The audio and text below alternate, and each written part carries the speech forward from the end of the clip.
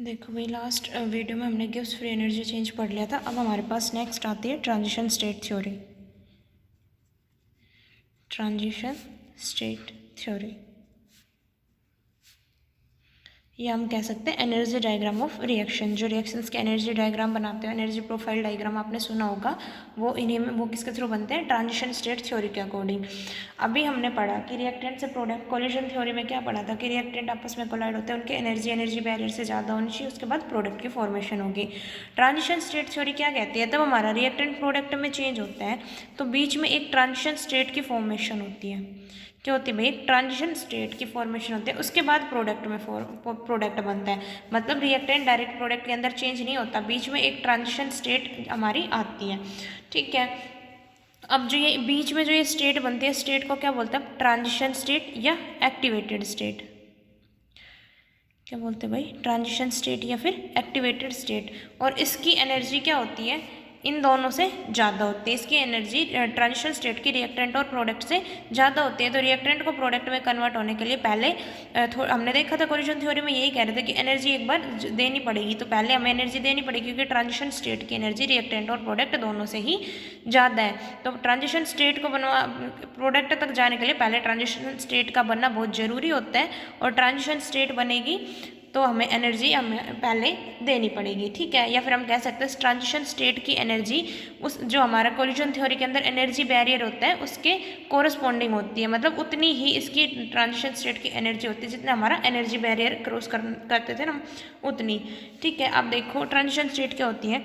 मान लो ये आप बना रहे हो, ए को जोड़ना है, बी और सी ऑलरेडी बॉन्डेड है, तो हमें बनाना है फाइनल प्रोडक्ट बनेगा हमारा, ए और बी के बीच बॉन्ड बन जाएगा और सी हमारा निकल जाएगा। ठीक है, तो ये हो गए हमारे रिएक्टेंट्स और ये हो गए हमारे प्रोडक्ट। लेकिन ट्रांजिशन स्टेट थ्योरी क्या कहती है कि बीच में हमारी एक ऐसी स्टेट आती है जिस टाइम क्या होता है, ए और बी के बीच तो बॉन्ड बनना स्टार्ट हो जाता है और बी और सी के बीच का बॉन्ड टूटना स्टार्ट हो जाता है। मतलब एक ऐसी स्टेट होती है कि वहाँ पे ना तो कम्प्लीटली बॉन्ड फॉर्म्ड है हमारे, ना ही कम्प्लीटली बॉन्ड टूटा है, सिर्फ टूटना स्टार्ट हुआ है और उधर बनना स्टार्ट हुआ है। ठीक है, पार्शियली बॉन्ड है दोनों के साथ। इस स्टेट को क्या बोलते हैं? Transition state. और जो ये हमारी ट्रांजिशन स्टेट है, ये कोई सब्सटेंस नहीं होता जिसे हम आइडेंटिफाई कर सके या आइसोलेट कर सके।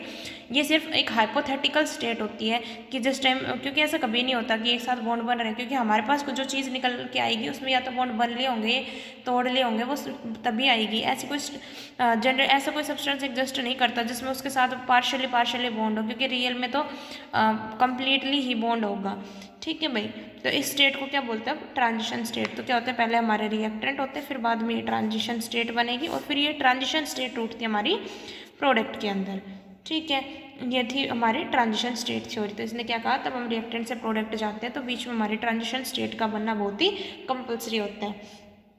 उसके बाद देखो जो फ्री एनर्जी चेंज, उसके अंदर भी हमने गिब्स फ्री एनर्जी चेंज पढ़ा था, ऐसे इसके अंदर भी क्या होता है? फ्री एनर्जी डिफरेंस होता है। जो फ्री एनर्जी डिफरेंस होता है रिएक्टेंट और ट्रांजिशन स्टेट के बीच का, उसे क्या बोलते हैं? Free energy of activation. तो जो free energy difference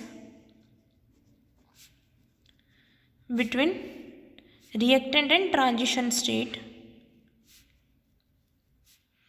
is called free energy of activation। ठीक है, तो इसका डिफरेंस को क्या बोलते हैं? Free energy of activation. और किससे डिनोट करते हैं भाई?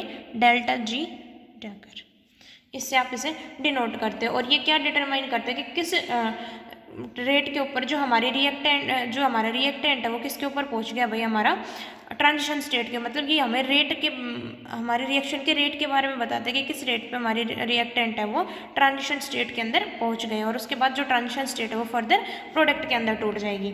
ठीक है, तो जो हमारे गिब्स फ्री एनर्जी का जो डिफरेंस है जनरली हमें किसके बारे में बताता है? हमारी रेट ऑफ रिएक्शन के बारे में बताता है। अगर हमारा जो डेल्टा जी कम है तो रिएक्शन फास्ट होगी, ज़्यादा है तो रिएक्शन स्लो होगी। ठीक है, इसके बाद हम इसे इक्विलिब्रियम में अगर निकालना चाहिए, और फॉर्मूला इसका डेल्टा जी का फिर वही जो आपने गिब्स फ्री एनर्जी के अंदर पढ़ा था, delta H enthalpy of reaction minus T delta S, ये रैंडमनेस या डिग्री ऑफ रैंडमनेस, या फिर आप क्या बोल सकते हैं एंट्रोपी, ये किसका इक्वल होता है? -2.303 RT log K। चक्कर। तो ये क्या होता है आपका? Equilibrium constant. तो जो ट्रांजिशन स्टेट होती है वो रिएक्टेंट के साथ इक्विलिब्रियम के अंदर होती है, मतलब ये पीछे भी जा सकती है रिएक्शन, आगे भी हो सकती है। तो रिएक्टेंट और ट्रांजिशन स्टेट के बीच में क्या एग्जिस्ट करता है, इक्विलिब्रियम एग्जिस्ट करता है। और आप गिव्स फ्री एनर्जी के चेंज को, सॉरी, जो फ्री एनर्जी डिफरेंस है, जो फ्री एनर्जी ऑफ एक्टिवेशन है, उसे अगर आप कैलकुलेट कर लो तो आप इक्विलिब्रियम कांस्टेंट को कैलकुलेट कर सकते हो, या फिर फर्दर आप कंसंट्रेशन को कैलकुलेट कर सकते हो। ठीक है, अगर इसके एनर्जी प्रोफाइल डायग्राम की बात की जाए सिंगल स्टेप रिएक्शन के अंदर, तो क्या होगा भाई, ये मान लो हमारे पास रिएक्टेंट है, इधर आपका प्रोडक्ट है, तो क्या होगा इस टाइप से। और जो यहाँ पे है ये क्या है भैया, आपकी ट्रांजिशन स्टेट।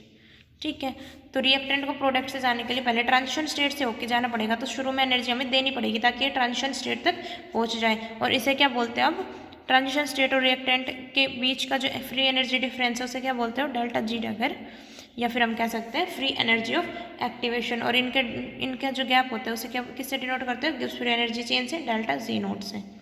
ठीक है, तो ये अगर सिंगल स्टेप के लिए ये होता है हमारा एनर्जी डायग्राम। इधर क्या लेते हो आप, रिएक्शन की प्रोग्रेस, क्योंकि रेट ऑफ रिएक्शन पढ़ रहे हो तो प्रोग्रेस ऑफ रिएक्शन, और इधर क्या लोगे, फ्री एनर्जी।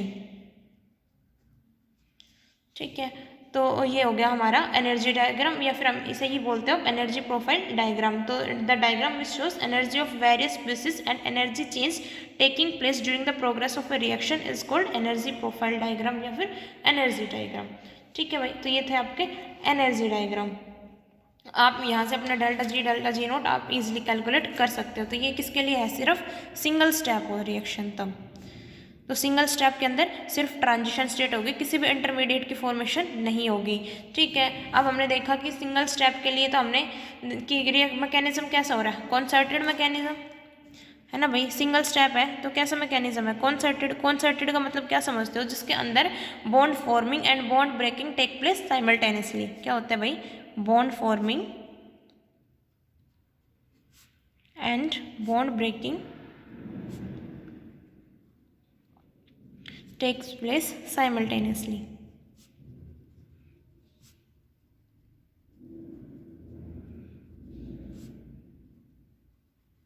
तो जिसके अंदर बॉन्ड फॉर्मिंग दोनों साथ साथ हो रहे हो। ठीक है, उसके बाद अगर बात की तो सिंपल इसके अंदर क्या है, हमारे पास दो जो है एनर्जी मिनिमा दो ही है, एक रिएक्टेंट वाला एक प्रोडक्ट वाला, एक तो फिर वो मैक्सिमा है वो ट्रांजिशन स्टेट। तो सिंगल स्टेप के अंदर दो एनर्जी मिनिमा होंगे, कोई इंटरमीडिएट नहीं होगा, नो इंटरमीडिएट। ये थी हमारे किसकी हमारे एनर्जी प्रोफाइल डायग्राम तब बनाना सिंगल स्टेप का, तो सिंपल रिएक्टेंट से प्रोडक्ट, एक हमारे ट्रांजिशन स्टेट, और बाकी आता नहीं है कुछ भी। उसके बाद अगर हमारे पास रिएक्शन हो, मल्टी स्टेप रिएक्शन हो, मतलब एक से ज़्यादा स्टेप हो रहे हो रिएक्शन के अंदर, रिएक्शन कैसी हो भाई हमारी, multi step reaction.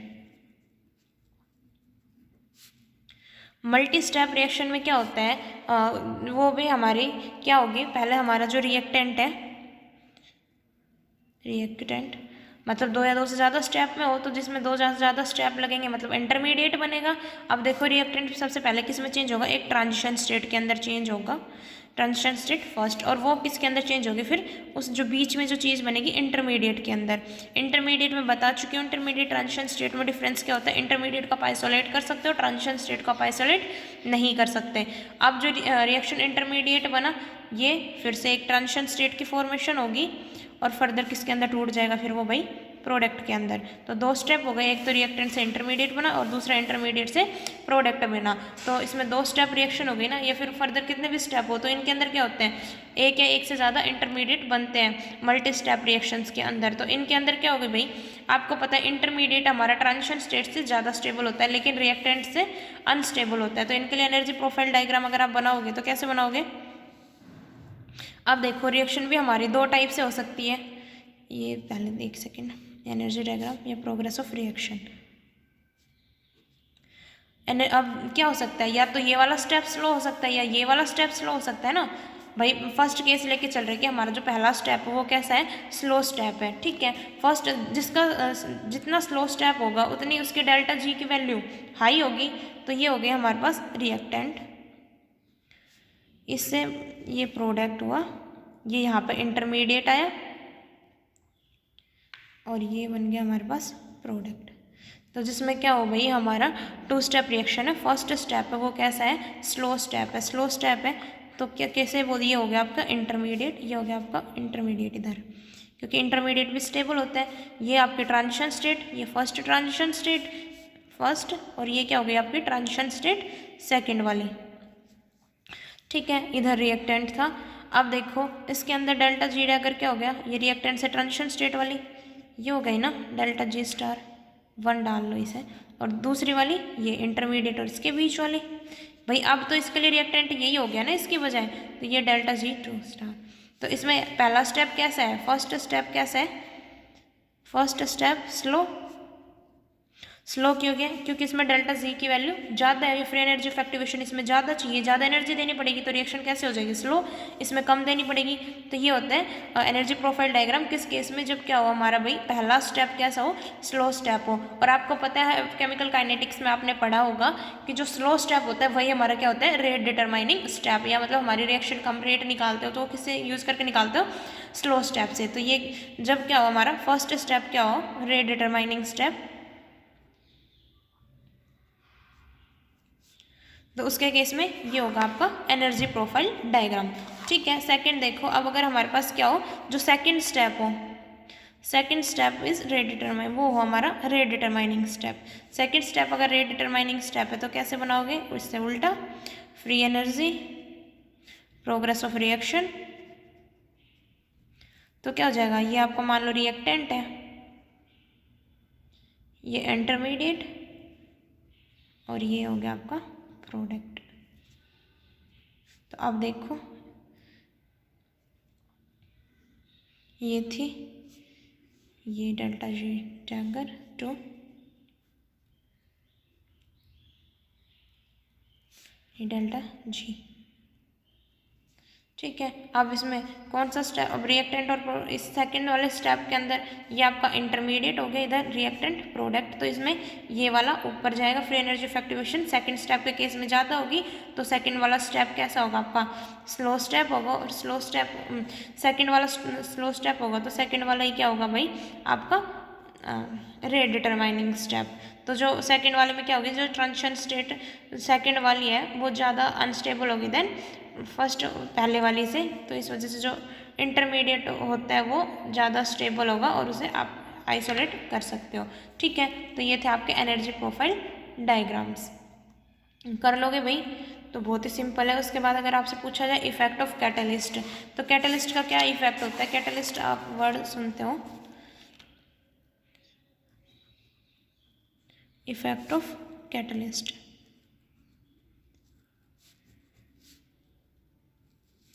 Effect of catalyst में क्या देखते हो, कैटलिस्ट का क्या काम होता है, जो क्या कर दे, increase the rate of reaction, जो क्या कर देते हैं, increase the rate of reaction, जो रिएक्शन के रेट को इंक्रीज करते हैं, खुद बिल्कुल चेंज नहीं होते, खुद दोबारा ऐसे एज इट इज़ हमारे रिएक्शन के अंदर जनरेट हो जाते हैं, बस रिएक्शन के रेट को इंक्रीज कर देते हैं। तो कैटलिस्ट क्या कराते हैं, जो फ्री एनर्जी ऑफ एक्टिवेशन है उसे डिक्रीज करा देते हैं। मान लो आप एनर्जी प्रोफाइल डायग्राम के बेस पे समझोगे, ये आपको रिएक्टेंट से प्रोडक्ट जाने के लिए ये एनर्जी बैरियर क्रॉस करना पड़ रहा था, तो ये कैटलिस्ट डालोगे तो वो क्या करा देगा, इस एनर्जी बैरियर को छोटा बना देगा।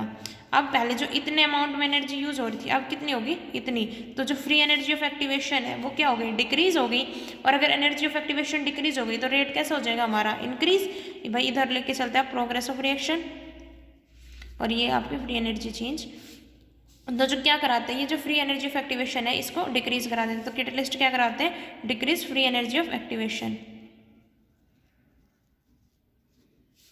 और अगर free energy of activation decrease हो गई तो क्या हो जाएगी, हमारा रेट इंक्रीज हो जाएगा, और हमारा कैटलिस्ट तो बाद में एज इट इज़ निकल ही जाता है, उसके अंदर फिजिकली या केमिकली कोई चेंज नहीं होता। तो ये क्या करा देते हैं, जो ट्रांजिशन स्टेट है वो पहले यहाँ बन रही थी अब वो यहाँ बन जाएगी, तो ट्रांजिशन स्टेट की एनर्जी को डिक्रीज करा देते हैं, या फिर फ्री एनर्जी ऑफ एक्टिवेशन को डिक्रीज करा दिया। तो ये होता है हमारा कैटलिस्ट का इफेक्ट। ठीक है, कर लोगे। उसके बाद अगर आपसे पूछा जाए एक्सोथर्मिक या एंडोथर्मिक के केस में एनर्जी प्रोफाइल डायग्राम बनाना हो, देखो एक्सोथर्मिक के केस में तो ये हो जाएगा, ये हो गया आपका रिएक्टेंट, ये हो गया आपका प्रोडक्ट। तो कौन से केस में ये भाई, एक्सोथर्मिक के केस में इधर आप एनर्जी लेके चलते हो, इधर रिएक्शन की प्रोग्रेस ऑफ रिएक्शन। ठीक है। अब देखो ये होती है आपकी डेल्टा एच की वैल्यू, है ना, एंथैल्पी ऑफ रिएक्शन। तो यहाँ पे एंथैल्पी किसकी ज़्यादा है, इसकी रिएक्टेंट वाले की ज़्यादा है जन प्रोडक्ट वाले से। तो डेल्टा एच की वैल्यू कैसी आएगी, नेगेटिव। और डेल्टा एच की वैल्यू नेगेटिव, रिएक्शन कैसी है हमारी, एक्सोथर्मिक, एक्सोथर्मिक रिएक्शन जिसके अंदर हीट इवॉल्व हो। ठीक है, तो ये होती है आपकी, क्योंकि इनकी एनर्जी कम है, इसकी एनर्जी ज़्यादा है, तो हीट इवॉल्व होगी। इस टाइप की रिएक्शन को क्या बोलते हो, एक्सोथर्मिक। तो एक्सोथर्मिक वाले में रिएक्टेंट की कम होगी, सॉरी रिएक्टेंट की एनर्जी ज़्यादा होगी, प्रोडक्ट वाले की कम होगी। और एंडोथर्मिक का बनाओगे तो उल्टा हो जाएगा। एंडोथर्मिक वाले केस में ये, तो अब जो डेल्टा एच हो गया ये यहाँ से निकलेगा डेल्टा एच, ये कैसा आएगा, पॉजिटिव। कैसे निकालते हो, प्रोडक्ट में से रिएक्टेंट निकाल के, वहाँ पे प्रोडक्ट की कम थी रिएक्टेंट की ज़्यादा थी, यहाँ प्रोडक्ट की ज़्यादा रिएक्टेंट की कम है, तो डेल्टा एच की वैल्यू कैसे आएगी, पॉजिटिव। पॉजिटिव आएगी, रिएक्शन कैसे हो जाएगी भाई हमारी, एंडोथर्मिक रिएक्शन। तो ये थे आपके एनर्जी प्रोफाइल डायग्राम्स, आप इजिली निकाल दोगे। तो आपसे पूछा जाए एक्टिवेशन एनर्जी क्या होती है, बता सकते हो ना। अरे एक्टिवेशन एनर्जी किस में होता है, जो रिएक्टेंट और ट्रांजिशन स्टेट के बीच में, जो ये रिएक्टेंट और ट्रांजिशन स्टेट से यहाँ तक की जो डिस्टेंस है, ये यहाँ तक की जो एनर्जी उसे बोलते हैं एक्टिवेशन एनर्जी। इसके केस में ये यहाँ तक की एक्टिवेशन एनर्जी, ठीक है, नहीं होती है आपकी एक्टिवेशन एनर्जी। और रिएक्टेंट और प्रोडक्ट के बीच का जो डिफरेंस होता है उसे किससे निकालते हो, delta H, enthalpy of reaction. Endothermic के लिए जो एक्टिवेशन होती है वो इतनी, वो आपको पता है डेल्टा एच इसमें नेगेटिव होता है, इसमें डेल्टा एच पॉजिटिव होता है। एक्टिवेशन एनर्जी कम या ज़्यादा हो सकती है, लेकिन जनरली किस में होती है, अपनी लोअर साइड होती है। ठीक है, तो ये थे आपकी ट्रांजिशन स्टेट थ्योरी।